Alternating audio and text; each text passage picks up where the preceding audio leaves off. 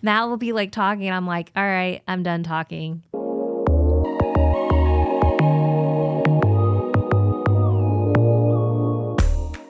We're back. Thread the Needle podcast. We are back. We took a break. Thank you guys for letting us take a break. At first, it was unintentional. I got sick. You got sick. You were traveling. Yes. Life was lifing. Then we have 2 other brands, and it's just been crazy the last couple weeks. Yeah, I feel like it's been super busy for about a month straight now. So, but yeah, it was also nice to get a refresh on content ideas and to be able to take a break and just kind of plan for the next several weeks. So, yeah, I'm excited to be back. It's May. Won't you tell us about AAPI month? We're very excited. Yes, it's AAPI month. I always get excited for this month. If you don't know what AAPI stands for, it's Asian American Pacific Islander. Mm-hmm. Islander, yeah. So yeah, it's basically Asian month. And I love to see kind of creators and businesses and people that, I haven't known about. I always learn something new every year. And I love meeting new people, especially within the Asian community, and reading about new creatives, businesses within the US or other countries, especially in India. So yeah, it's really cool to kind of dive back into my culture and community and kind of see what's going on. Yeah. India is part of Asia, for those of you who didn't know. So people are like, are you Asian? And I'm always like, yeah. When we took those tests in school, there was never an option to just pick India. So we always were under the Asian category. So. Yeah, I mean, it's part of Asia. So yeah. I don't know what people think it is, actually. Like, I don't know where people think India is. I don't either. I'm always like, you should probably learn your history or go back to the map. Geography. Yeah.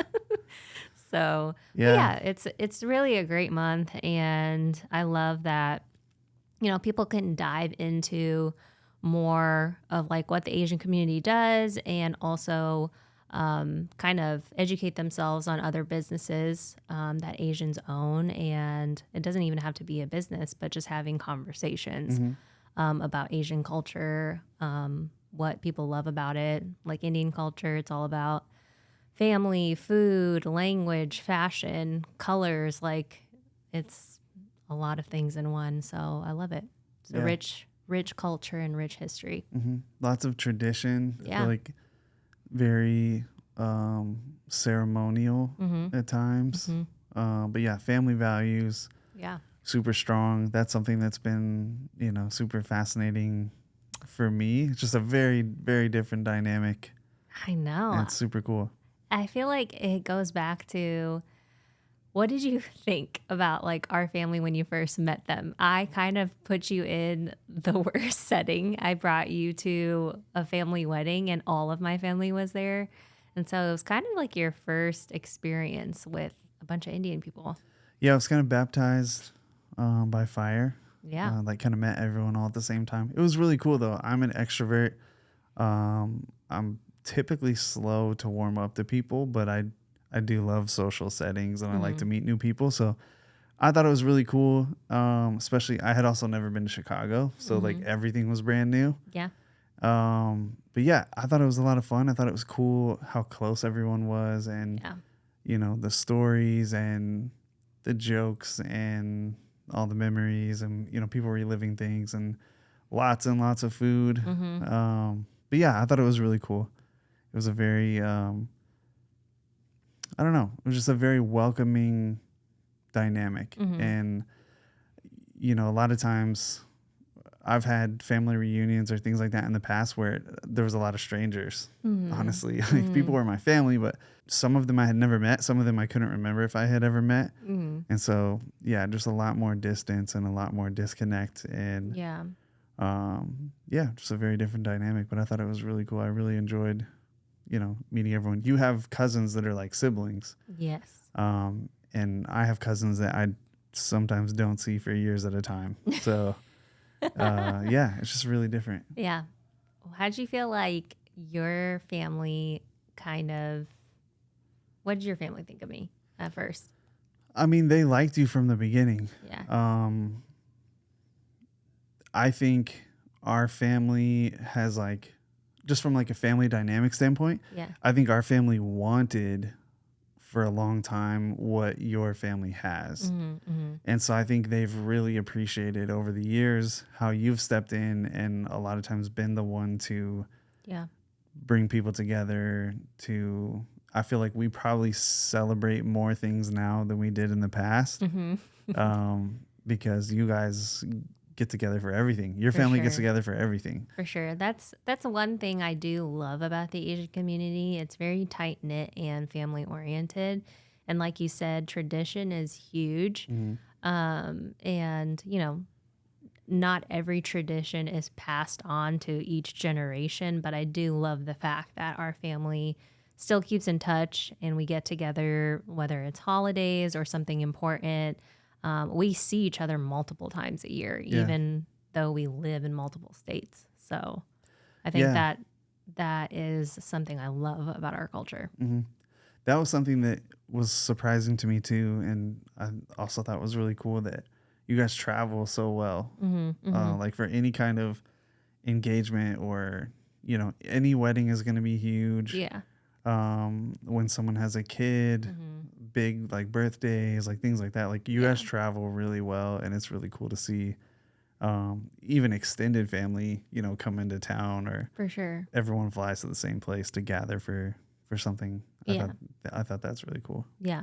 Yeah, I love that. And of course, the food. When Matt first came into our family, everyone thought he wasn't going to eat anything, but turns out he actually eats more Indian food than I do. So, and tries everything and likes a lot more dishes than I do. So, yeah, the food is amazing. Yeah, I would say you're probably more of an American eater than I am, because you're super picky.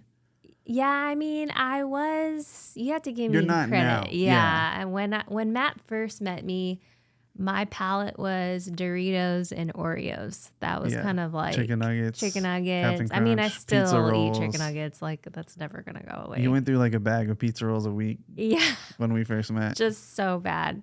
I definitely learned more about health when I met you. So. Yeah, I mean, also when we first met, I was eating clean, so it was like no bread, no sugar, no dairy. I've stayed like relatively close to that. Like I've loosened up a lot as I've gotten older. But when we first met, it was definitely kind of shell shock a little bit, because I remember we would be hanging out. I would come straight from the gym and have like a grilled chicken breast and some broccoli, and you would be eating a bowl of Captain Crunch for dinner. So, a little bit of difference there. You know, I love a good burger. I love a good pizza. Those are kind of my top two favorite things to eat. So, for sure. But yeah, I definitely love Indian food. I think the food is amazing. Honestly, you know, any Asian food is my favorite. Like you could eat that every day. Yeah, I could spin the wheel and whatever it lands on. Yeah, Indian, Thai, Chinese, Japanese, Korean food. Sushi, Korean barbecue. Yeah, I mean, you love it all. Yeah, ramen. Yeah. Matt, actual ramen. Yeah, ramen. You always try to get me to eat ramen, and I have to be in the mood, and that's like once a year. Yeah, it has to be super cold. Yeah. And it's not that I don't like it. It's just never in my mind. Yeah, I mean, in Texas, it's hard to. Yeah, it's hard it's to always be in hot the mood here. for it. Yeah. But New York, Chicago, when it gets like super cold, like ramen is great. Yeah. But yeah, honestly, any Asian food, anytime, I can never get tired of it. Yeah. So, but yeah, I mean, Asian culture in general, the family connection, the art. There's a lot of amazing creators and designers in the Asian community. Yeah. The fashion, the food, obviously, the music. Yeah. It's just very underappreciated. Yeah. And I feel like May and AAPI month is pretty under-recognized. It is for sure. I feel like more and more people in our generation is tuning in more than our older generation. And so I love that. Like, people are learning more and more about the history of within the Asian community, and really just in general. Like, we learn about history in school, but we never really have like specific groups, I would say, and where the history stems from. So, Yeah. yeah. Yeah. For those who don't know, Jack is the majority owner of our company. So, yeah, our company is Minority owned. Yeah, primarily Asian owned, primarily female owned. Yeah. So, yeah, it's fun to celebrate and fun to get to talk about it. Yeah. So, yeah, I think like you said, within the Indian community, we're all very family oriented. And I would say my childhood was that. So I never really felt like I was missing out, even though my mom was a single parent. And I always tell her, even celebrating Mother's Day, which that's great because it's Mother's Day, AAPI month, mental health awareness. Like, it all is in the same month. And I think it's great because it also tells the story of my mom. She raised 2 kids by herself, even though she had help from our grandparents. I never really saw her complain about being a single parent. So, and I never felt like a lonely child. Yeah. Because my family was so involved. Yeah. Yeah. There's especially the adults in your family. I mean, you're an adult now, but like the older generation. Still a kid, guys. Yeah. The older generation in your family have kind of like rotated in and out and like shared a lot of the, parental responsibilities and, very communal in terms of like raising the next generation and speaking into you guys. And, I think that's super cool. So, yeah, I mean, you've had a different dynamic being in a single parent household, but I don't know. There's probably an argument to be had about this, but you probably haven't missed a lot growing up in your life because you've had other family members in place. Step in. Yeah. I think there's a conversation about the role of the father and, how important that is, like, obviously, but in terms of family dynamic, like togetherness and just having tight knit relationships, right. It's cool that you always had other people around. Yeah. Did you feel like it was always, pretty normal with our dynamic, or did you think it was odd when you found out that my mom was a single parent when we first met and my dad wasn't around, considering what you knew about Asian culture? Did you find it odd? I mean, it was a little out of the ordinary, yeah, but I think it was so new that I can't say that I was like shocked. Honestly, I didn't really know what to expect. Like, I kind of walked into it with a clean slate and was like, this is exciting. I want to learn and, take in everything that I can. And so, yeah, I mean, it was stereotypically, I guess it's a little different. Like, it's out of the ordinary, but you had your grandparents. And when I met your grandfather, I kind of understood, that he stepped in to fill that role. And was always kind of there in your life. So my grandpa was like my best friend. He just understood me in a way. I had a conversation with my mom the other day, and I was like, he's the only one that understood me, like really understood me. Just my character, my personality. I think it reminded him of like when he was young, because we were rebels, and we just kind of learned along the way. We had to go through things and live life, but I think the grit and the tenacity that I had, I think it reminded him that you have to work hard to, get to where you want to be at. So yeah, he was the rebel. He was the entrepreneur. He was definitely the entrepreneur. Yeah. Loved taking risks. So yeah, I mean, when I met him, that kind of like put the picture together for me, in terms of what it was like for you growing up. So I didn't think it was weird. So you asked how I felt about it, but you lived through it. So what was it like for you growing up in a single parent household, but a single parent household in a community where that's not very common? I think I never really noticed what was happening my mom did, so she felt a lot more of the pressure and all eyes were on her. And so I think she felt like she had to prove herself in a way. And I always remind her she really didn't have to do that because she did a great job with my brother and I.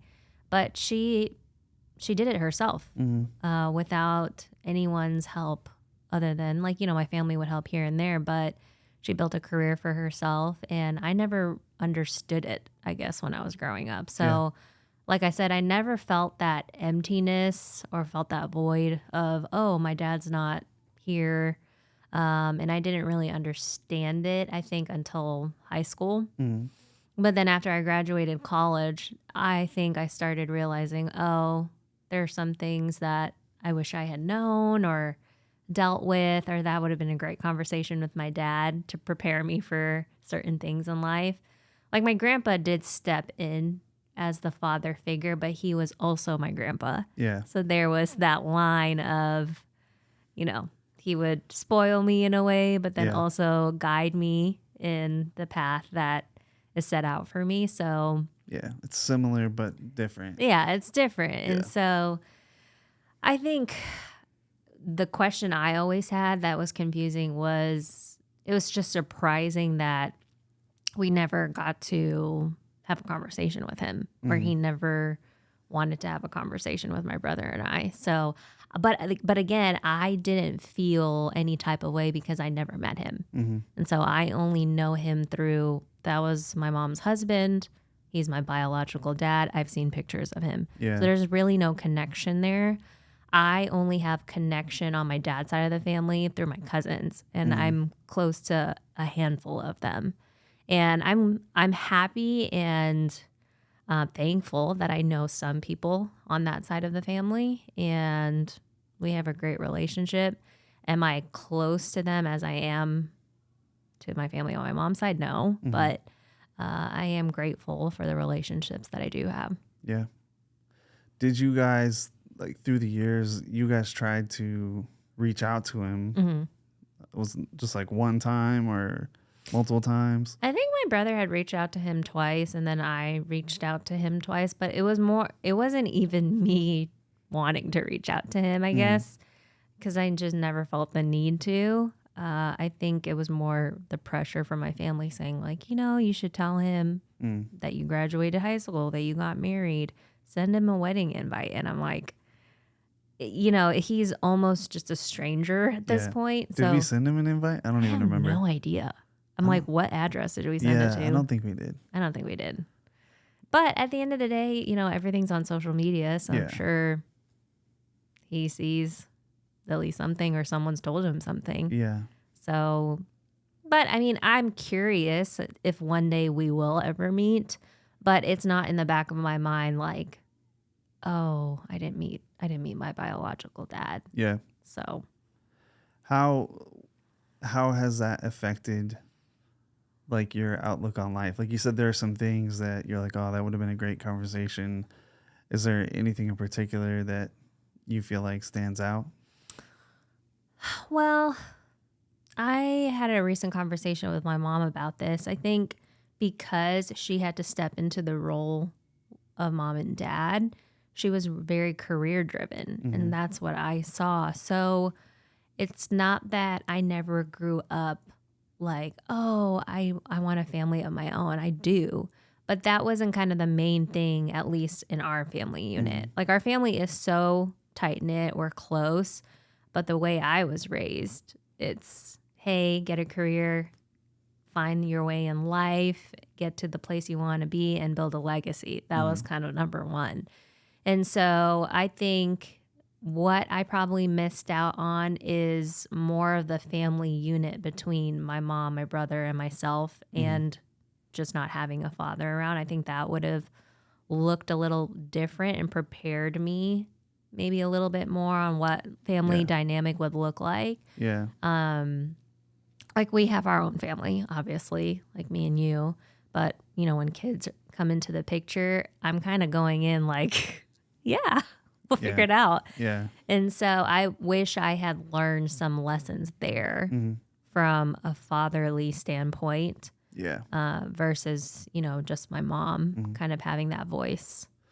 Well, even your mom's role changed with your dad not being there. Yeah. Because, people will probably disagree with this, and that's totally fine about there being differences in like the male and female, mother and father roles in the family. But the reality is they are different, and men are better at some things and women are better at some things. And so the focus is different. And so with your dad not being there, your mom had to kind of step in and play both, essentially both roles. Yeah. And so that probably took away from some of her ability to, typically the motherhood role is more caring and nurturing and and teach you how to love and things like that. That, like, I'm glad you brought that up. I got that from my grandparents, like the nurturing, the love. And it's not that I didn't get it from my mom, but my mom had to provide for us. So in the beginning, she had to work 3 jobs to have a financially stable home. Yeah. And I didn't know any of this at the time. I'm kind of like, oh, I'm young. I'm doing my thing. I'm having my friends. I didn't really know what she was going through. And she had to go through difficult seasons in her life. But I don't ever remember her complaining once because she knew she had to do this to give us a chance at doing something great while we're here in this country because she never got the chance to do that. Luckily, my mom does love her job. Yeah. So she's all about it. But she knew she had to work hard and show that to her kids. She wanted us to be something. And she's proud of us because we both kind of like picked our lanes and went full force with it. Yeah. Yeah. I mean, she did a great job. Your grandparents did a great job. And obviously you and your brother have turned out okay. Yeah. We're okay, guys. I think it's more, like you said, just kind of looking back later on and thinking like what would have been different, or were there certain things that might have been easier, if the whole unit was intact. So yeah, I appreciate how my life turned out. I'm grateful for my grandparents, and I wouldn't change a thing because I learned a lot, even though in some ways I had to grow up a little bit faster. I did have to take care of my grandparents at the end, when they couldn't really do much or fly in and be there when I moved to Dallas. And I'm grateful for that experience because I wouldn't have had that, if my dad was around. It would look totally different. But it taught me to be just caring and loving in situations, and I'm glad I had that time with them. For sure. Yeah, I think that, even that contributed to shaping you into the person that you are today, and the respect you have for the older generation. And yeah, I love older people. They're wise, and I love just sitting in a room and hearing stories. It's the best thing ever. Yeah. Really just teaches you where our grandparents, our ancestors came from, and how lucky we are today. Yeah.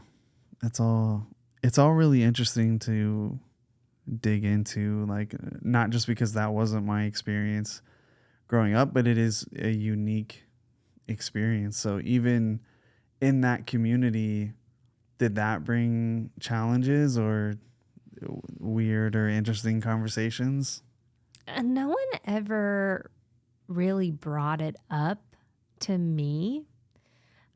Maybe because my mom was shielding that away, or shielding people away to not ask me those questions.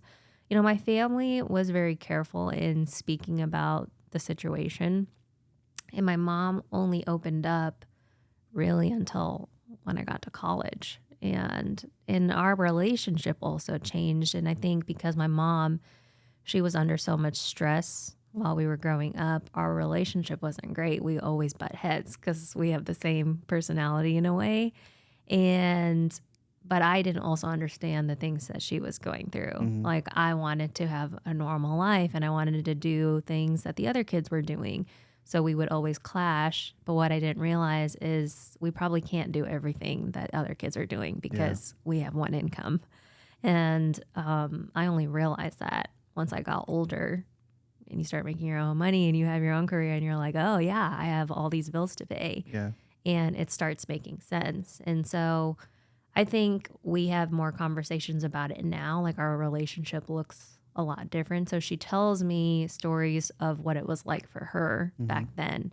But no one really brought it up. If anybody did, they asked like one time. Yeah. And so I just wasn't really ever affected by that at that age. Do you think that made it easier later on, that you just didn't have to feel those questions, or does that almost make it harder because you didn't get to start processing it or like working through some of those thoughts or emotions earlier? Yeah, honestly, I probably started processing it way later in life. And like I said, this month is also mental health, where I met up with my therapist and there were certain things that she said that stemmed from my dad not being there, which I never realized. So that was new and I had to process some things, but it's weird because it didn't make me feel angry or left out or sad. It was more just, that's interesting. It's confusing maybe that he never wanted to meet his kids. And so I had to process that. But at the end of the day, I had a loving family that went the extra mile to make sure that my brother and I were okay. Yeah. Yeah. I think it's, you bring up mental health awareness. I think even from that standpoint, it's really fascinating. And I'm kind of like, I have my emotional hat, obviously, like as your husband, but I also have my like mental or like analytical hat, just being interested in the psychology of it. But the fact that there were obviously like some things missing because you were growing up in a household without your biological dad, but from like a memories and experiences and life enjoyment, even growing up, like you were happy, and from that standpoint you didn't really feel the difference because you had the rest of your family filling in, like, and you had an amazing time growing up with those people. So like you said, it wasn't until later on that you started realizing some of like the missing pieces, maybe. Like that's really interesting to me. The missing pieces, I feel like, were maybe in college. I didn't have the normal college experience. The first 2 years I lived on campus, and then I moved back home. Not because I had to take care of anyone, but my grades were slipping and I was partying. It was my first time away from home. Let's be real. Well, it sounds like you had a pretty normal I had a pretty great time the first 2 years.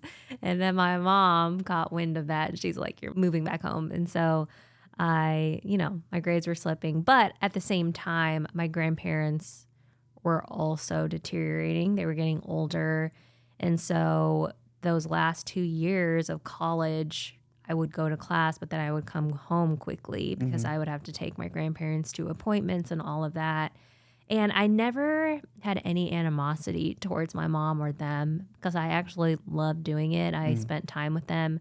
But in the same vein, I didn't really finish college with like this grand experience. I wish there were some things that I probably would have wanted to get involved in or extracurricular activities, but just didn't really have time for that. Because of the things that were going on back home. And so, those were probably some things that would have set me up in a better way into adulthood. But I learned as I went on. Yeah. Is that kind of what you're referring to also when you say like you probably had to grow up faster than for sure average people? Yeah. I think we have conversations with so many people nowadays, and when I tell people stories about what I did for my grandparents, they look at me like dumbfounded. And I look at that situation, when your parents get older, in our culture, it's huge to take care of your parents the same way they took care of us when we were growing up.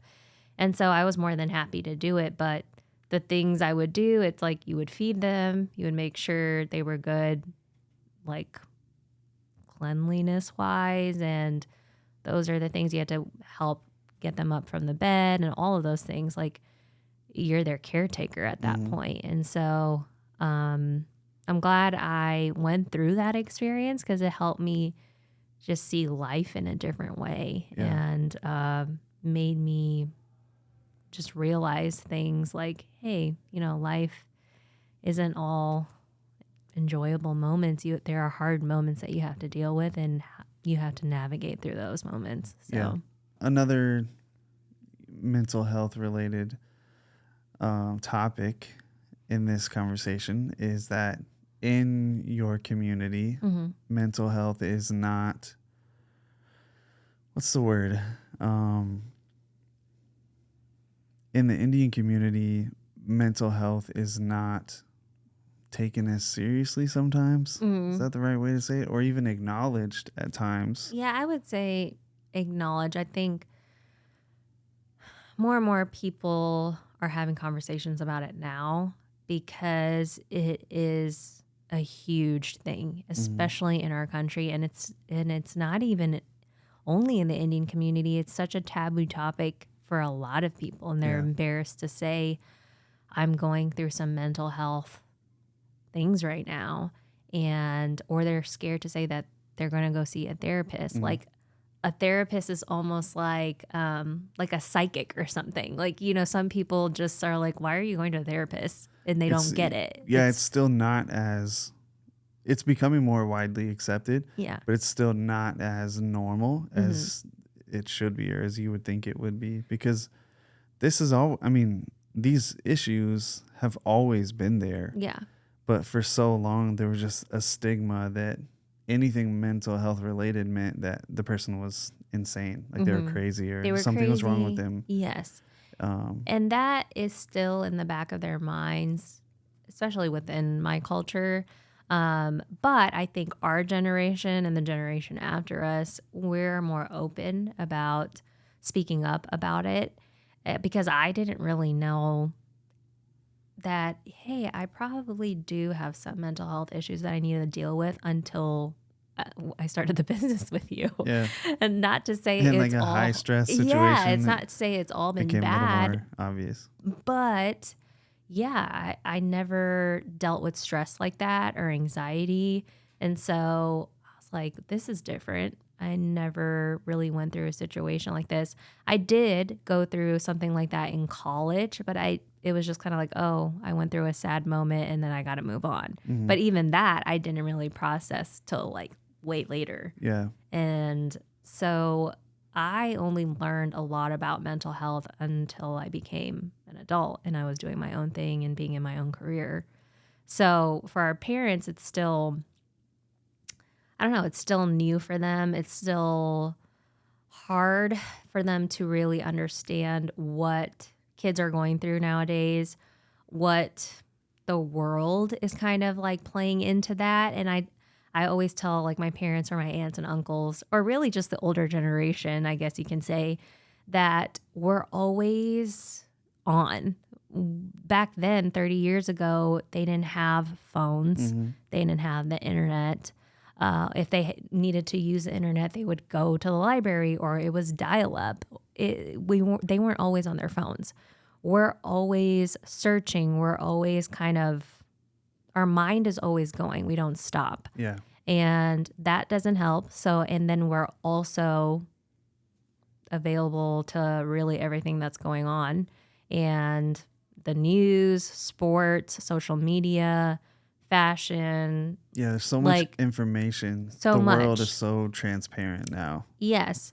And so it's like the doctors or therapists say, don't look at your phone right when you wake up, or don't look at your phone right when you go to bed, because you need to shut your mind off. Yeah. But you're overstimulating yourself, because that is just how the world is right now. And so with that comes a lot of mental health issues, because you're looking at your phone, you're looking at a bunch of other things. No one really knows how to have conversations anymore. Back then, they had conversations. Yeah. they were in a more tight-knit community. It was smaller. If they were bored, people were just talking and hanging out. Nowadays, it's all surface level. No one knows how to have an open conversation. And we talk about this a lot, and I talk about this with some of my friends. I have a very tight-knit group because not everyone is willing to have real conversations. Yeah. And it's not because they're a bad person. I just think people don't know how to anymore. Yeah. Or they hide behind their phone, or they feel like commenting on someone's Instagram post or sending an Instagram message is a relationship, and it's not. It's far from it. But that's how they've grown up. Yeah. Like they've been conditioned to believe that that's real relationship and real connection.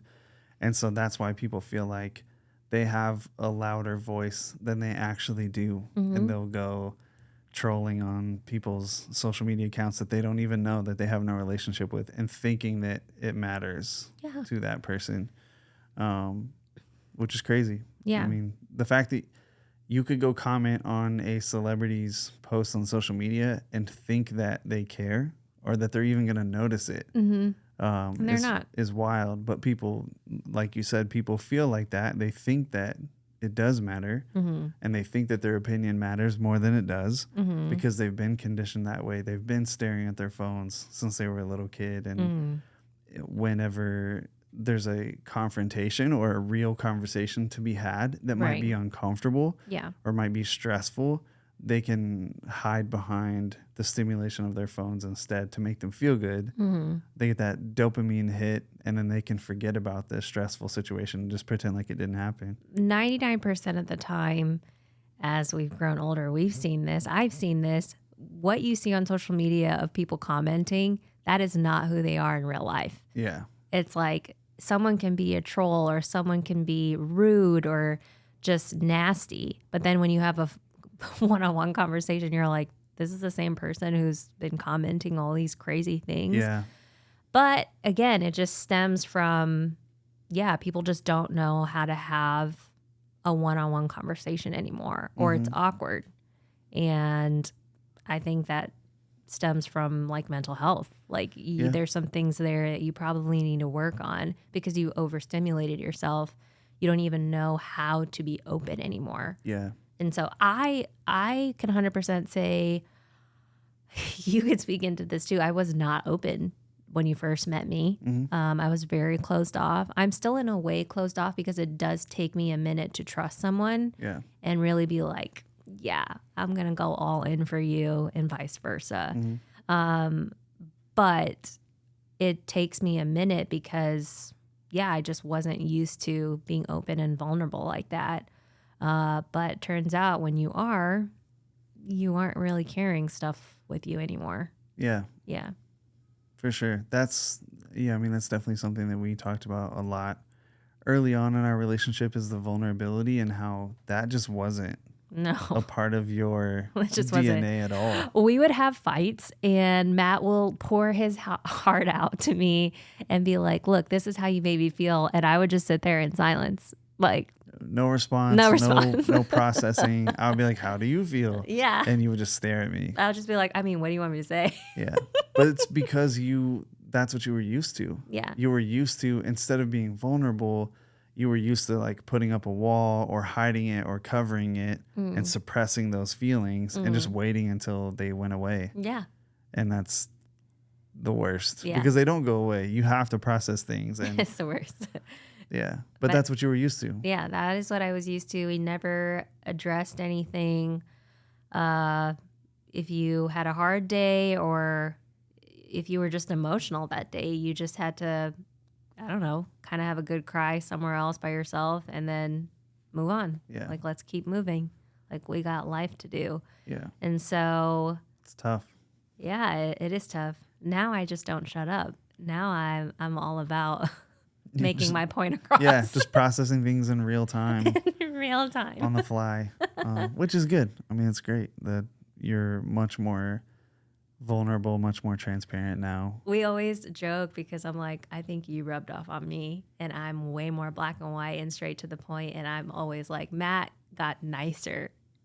Look, ever since being married to me, I feel like you're way nicer than me. And I always make fun of you about it because I'm just like, you just got to go in sometimes and just hard truths and tough love.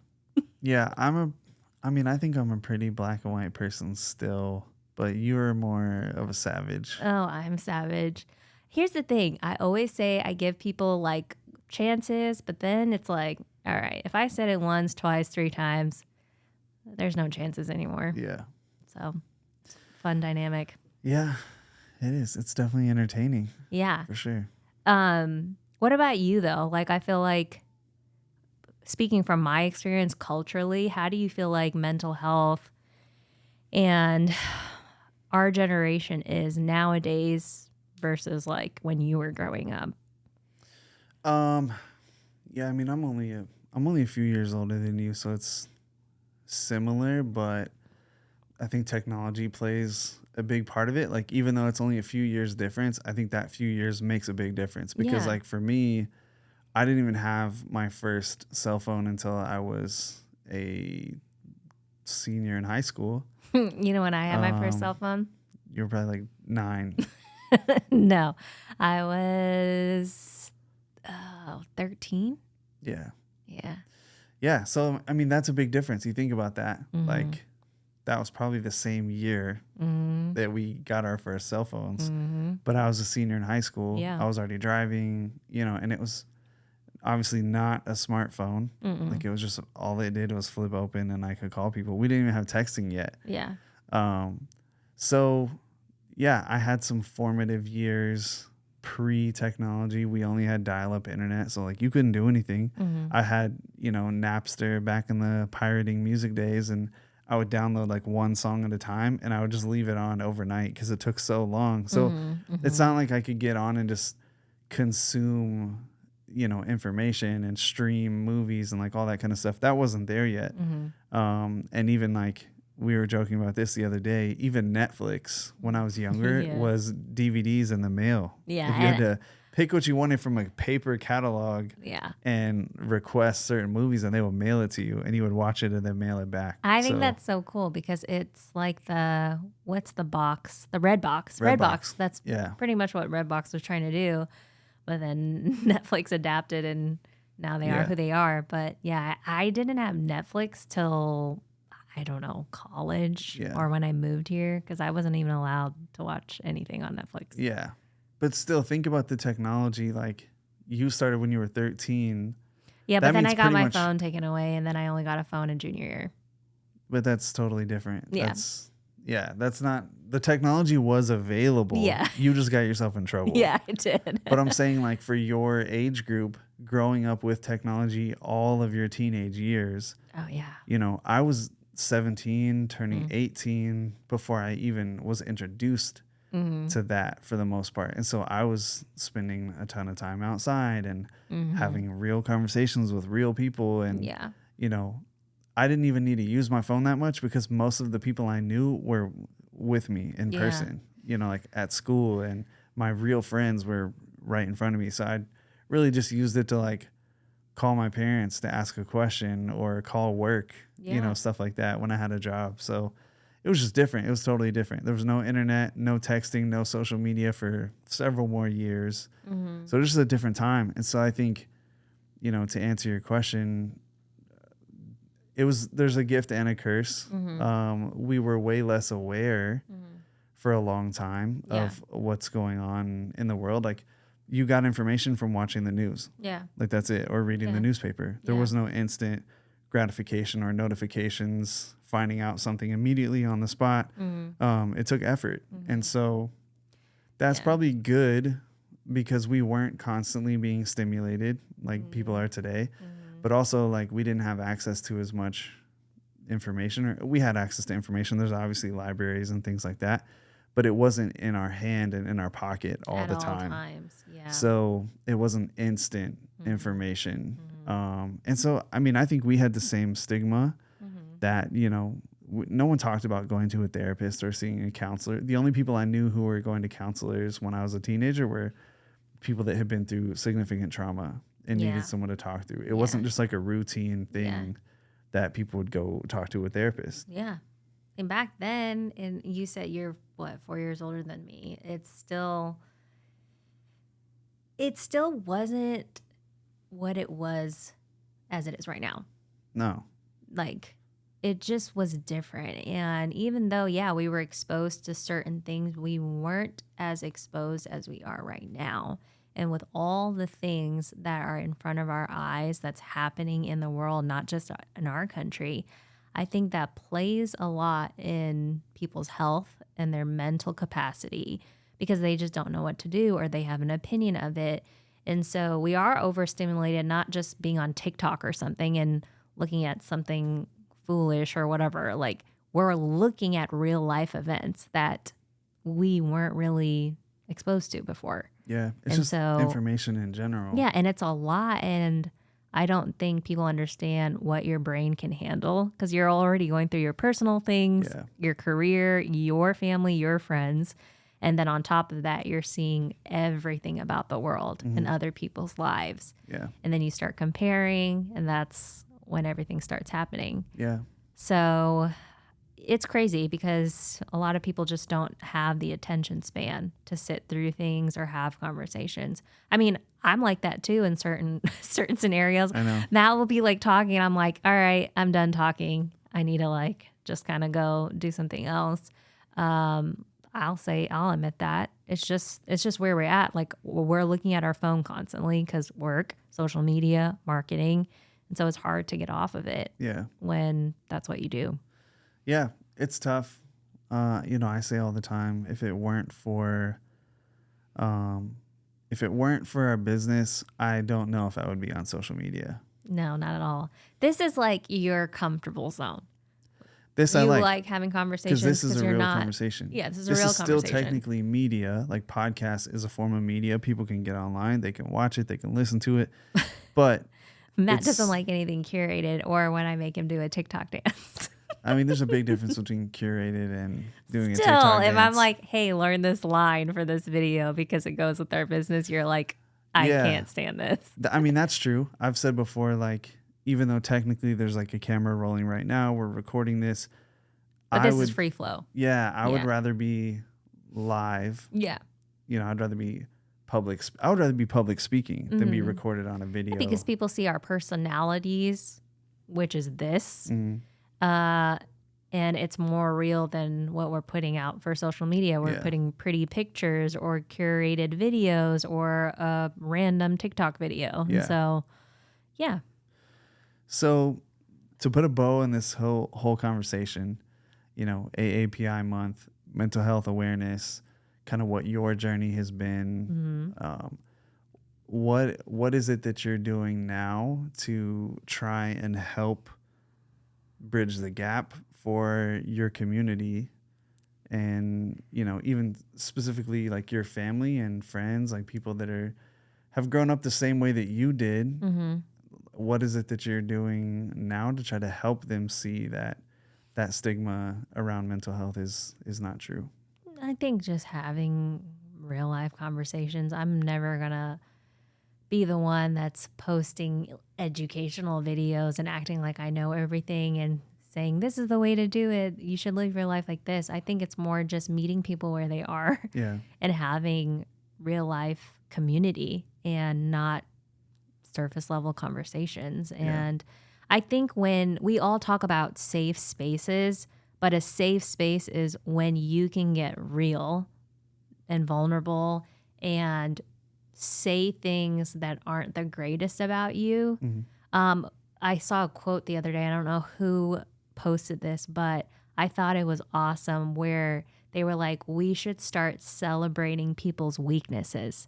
And I thought that was awesome because people are afraid and they're fearful of what the other person will think. And I was having a conversation with my girlfriends today, and it's funny. It should not be like this. You kind of pick and choose what you say to people. You say one thing to one friend, you open up fully to another friend, and then you kind of only give them the, Cliff Notes version of your life. It shouldn't be like that, though. You should be able to have just raw conversations with people. but we don't know how to do that because it's not really a safe space. Because we just mentally don't know how to give that to someone because we're going through our own things ourselves and people don't have the capacity to do it. I honestly don't think I have like a very different view on this. I don't think people are being rude or dismissive if they aren't giving advice or being a listening ear. I just think they don't have the capacity to do it because they don't know how to. And so I think just putting yourself out there and having one-on-one conversations and being comfortable, like it's okay that you're not perfect. It's okay that you're going through things. It's okay that you have emotions. You're not weird because you don't have it all together. Yeah. And I think we should start celebrating people's weaknesses because people will be more open that way. Yeah. So setting the example. Yeah.